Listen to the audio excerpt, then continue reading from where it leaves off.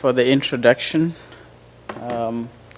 I've modified my talk a little bit, and I will bring out the lipids towards the end. I will present some of the data that we have already done together with, I think I pressed that, okay. Yeah, so I will be talking about various mechanisms through which exercise regulate lipids or fatty acids and GLUT4. Okay. Implications on diabetes or in diabetes. Okay. I think yesterday we had a lot of talks on various mechanisms on how you can alleviate symptoms of obesity or diabetes from drugs, various interventions. And I will be talking on exercise as a means for intervention. It has been widely reported, studied, that exercise does improve the symptoms of diabetes or obesity. However, the actual mechanisms are still elusive. As such, we are looking at how does exercise improve these symptoms in such a way that a person feels better. As you can see here, exercise protects individuals from type 2 diabetes, and this it delays the onset or prevents the onset of type 2 diabetes. The number of people that are suffering from diabetes is increasing, and as such requires interventions, meaning ways that we can protect people from having the disease. Everyone knows here that up to date, there is no cure for diabetes. Okay? The interventions that are there to manage that the disease does not progress in such a way that it can be debilitating. As I've said, that exercise has got many benefits that most of us know, including that type 2 diabetes, it can prevent it up to 50%, hypertension by 30%, various cancers, 31%, cardiovascular disease, 45%, osteoporosis, 59%, and there are many other benefits that exercise can confer to individuals that are suffering from various chronic diseases. And exercise does this by inducing various genes that will result in producing proteins that will protect individuals from going down the route of death. We're looking more on exercise, as you have seen that I've highlighted type 2 diabetes, that although the benefits include these various types of diseases, my focus today is going to be on type 2 diabetes and not the other part. My colleague spoke a lot about cancer yesterday, so I will be focusing on type 2 diabetes, the benefits that exercise does and how it does it. So this is well known that when you exercise, there is an increase in glucose transport, as we know that in diabetes, glucose transport is impaired, meaning that there is no movement enough of glucose from the blood into the cell. And this is due to various impairment in the GLUT4 protein, either the expression or the translocation. The second point that exercise improves the symptoms of diabetes is through the increase of the oxidative capacity of the mitochondria. We all know that the mitochondria is the site for ATP production, so both glucose or carbohydrates and also lipids are utilized at the mitochondria, and that results in utilization of the substrate. And the mitochondria is regulated by this transcription factor known as the nuclear respiratory factor 1, NRF1. And when we look at literature, we found that NRF1 is one of the transcription factor that is found to regulate many genes compared to any non-transcription factor involved in metabolism. As such, it places this transcription factor as one of the key in regulating metabolic genes, meaning that if we want to control metabolic diseases, this can be a potential transcription factor to look at, since it regulates both glucose transport and also oxidative capacity of the mitochondria. Actually, my PhD was looking at NRF1. All right. This had come from the work that was done by Keith Barr, who was one of the colleagues. Overexpression of NRF1 increases GLUT4 because this transcription factor was known only to increase mitochondrial oxidative capacity. And when NRF was overexpressed in mice, suddenly there was an increase in glucose transport. And the mechanism on how this happens, this parallel expression of glucose transport and mitochondrial oxidative capacity was not known. And this is because the mitochondrial proteins and GLUT4 expression, they are known that most of the time they occur in parallel. When you exercise, glucose transport increases, and this is accompanied by oxidative capacity, meaning the ability for the mitochondria to oxidize the lipids and also carbohydrates in order to provide the energy. So our working hypothesis is that exercise, as is known to increase these two, that's glucose transport, which is GLUT4, and also known to increase mitochondrial oxidative capacity. So these pathways are known. But how does exercise result in the increase of these two pathways? Our hypothesis is that this occurs via activating a kinase that is induced by increasing cytosolic calcium level, and that is camk, and this results in regulating NRF1, which is known to increase the parallel expression of mitochondrial oxidative capacity and also glucose transport. All right, we've done a review in chemical biology, just looking at various capacity that this transcription factor can do to induce increase in glucose transport and also in oxidative capacity. We all know that fatty acids and also sugars or carbohydrates are metabolized to provide energy in the mitochondria, to provide energy, and that can result in reducing excess lipids in the body, and that can alleviate the symptoms of diabetes. And we know now that the mitochondria, the transcription factor that regulates mitochondrial biogenesis, is now NRF1. As such, it plays it as a key transcription factor in metabolism. Okay. It is well known that when you exercise, there is an increase in mitochondrial biogenesis, okay? And that will improve the oxidative capacity, and this results in the utilization of substrates such as fatty acids, long-chain fatty acids, ceramides, and the DGs. And this type of lipids are known to affect the glucose transport. And if glucose transport is impaired, that will result in diabetes. So exercise can alleviate the increase in this type of lipids. And this will result in increase in insulin sensitivity. Exercise increase mitochondrial oxidative capacity.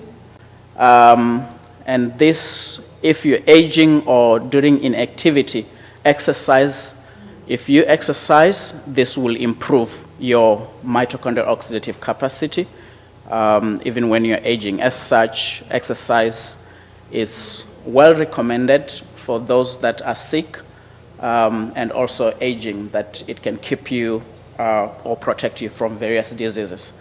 A study done by Kevin Schott et al.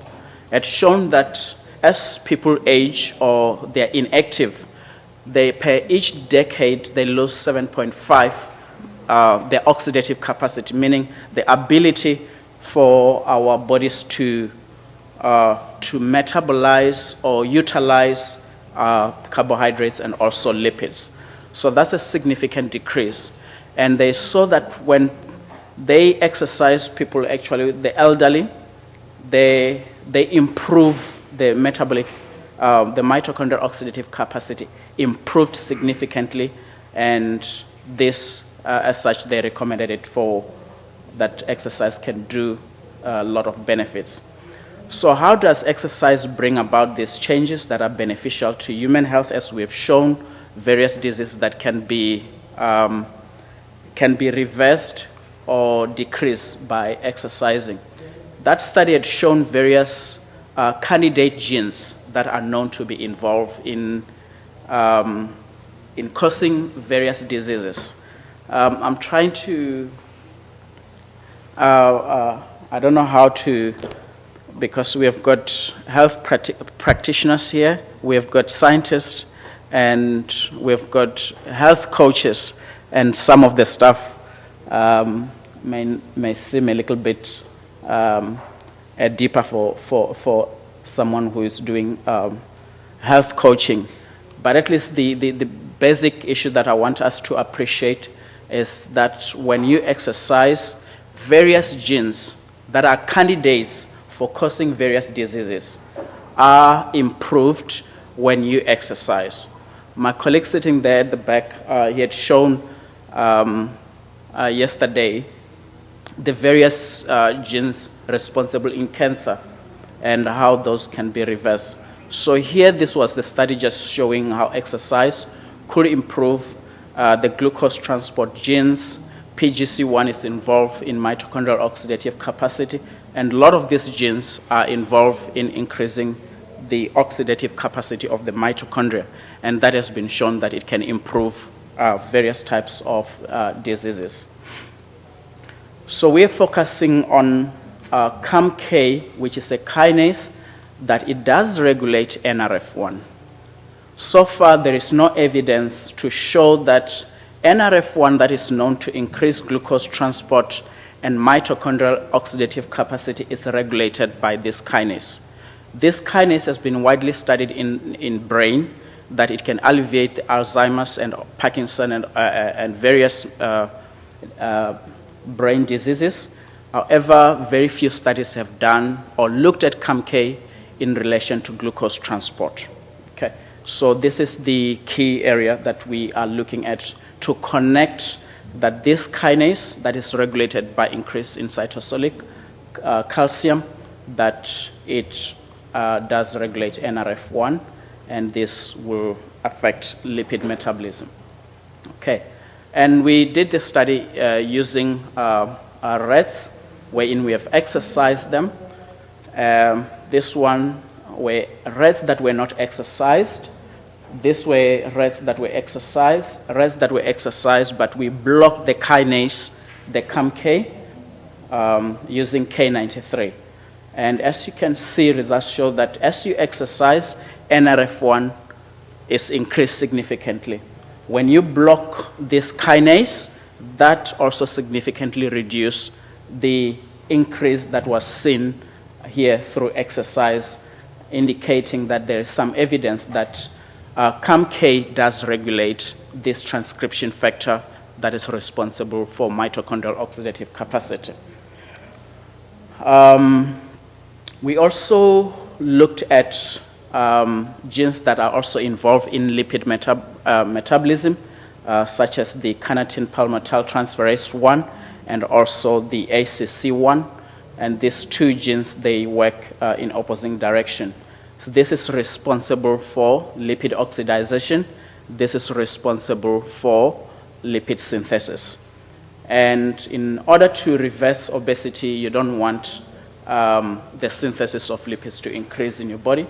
So as such, when we exercise, we found that CPT1 was increased.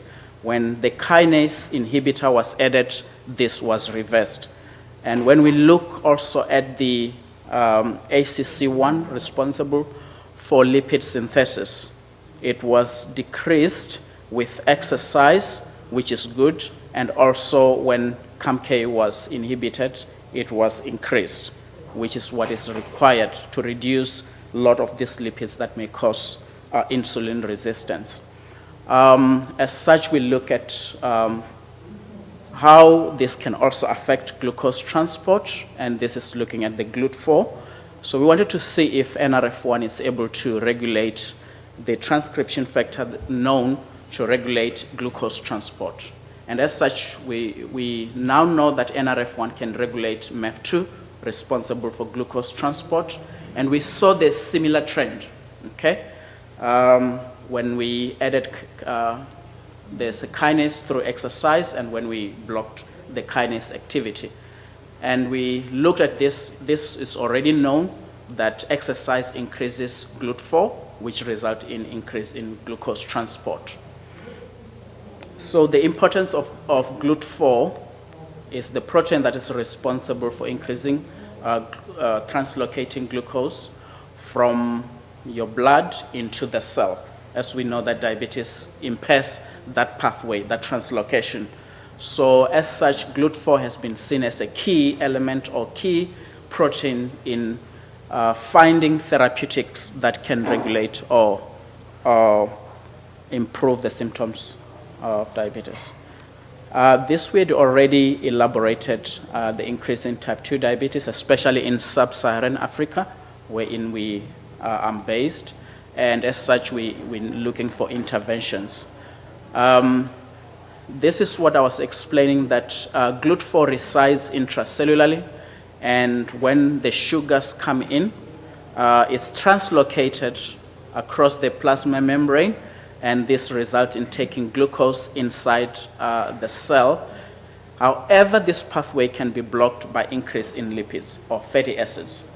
As we have shown that ceramides, long-chain fatty acids, diglycerides can block the movement of this protein, and that can inhibit the glucose transport, resulting in hyperglycemia, and that may lead to type 2 diabetes.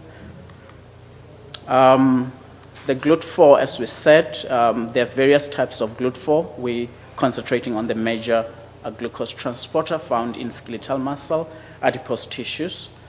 That it responds to insulin, as we all know, and that will result in increase in GLUT4. So the GLUT4, how is it regulated? It's regulated by the transcription factor MEF2 that we've already shown that it's regulated by NRF1, and this will result in increase the messenger RNA, and the protein will be increased, and that can result in the GLUT4 going to the plasma membrane, resulting in taking the glucose from the blood into the cell through exercise. So as such, exercise is recommended highly because it can increase the translocation of these GLUT4 proteins that resides intracellularly and move into the plasma to take the sugars. So the mechanisms, as we said, they are still elusive on how this GLUT4 can be blocked from translocating into the plasma membrane, and the key candidates, as we said, is the lipids, lipid species. And as such, camk can be able to be activated through exercise that can result in increase in NRF1 that regulates both glucose transport and also lipid metabolizing genes. And we've looked at this kinase that is activated via increase in cytosolics. As you exercise, you increase the calcium level, and that results in activation of camk. And this brings the two, so meaning that glucose or diabetes can be improved in part by increasing glucose transport and also mitochondrial oxidative capacity. This was just to show how we could activate camk using exercise, or even simulating that using caffeine.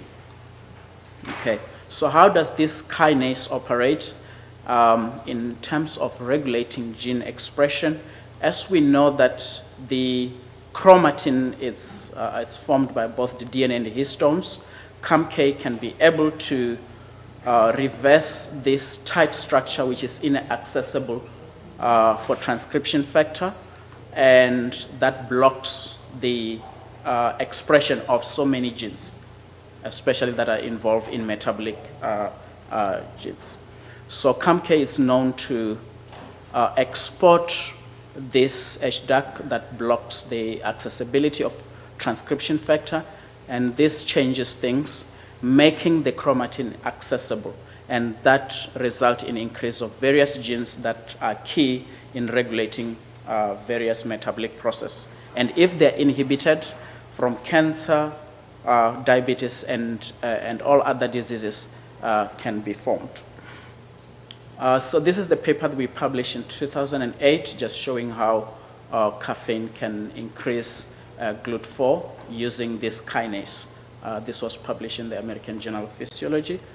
And this was just showing how exercise can improve or make this HDAC to move out of the nucleus into the cytosol, resulting in reprieving the genes that are responsible for diabetes. We also looked at various lipid species. This is the paper we published last year in Life Sciences on showing on how camk can improve some of the lipid species that are known to have impact in diabetes.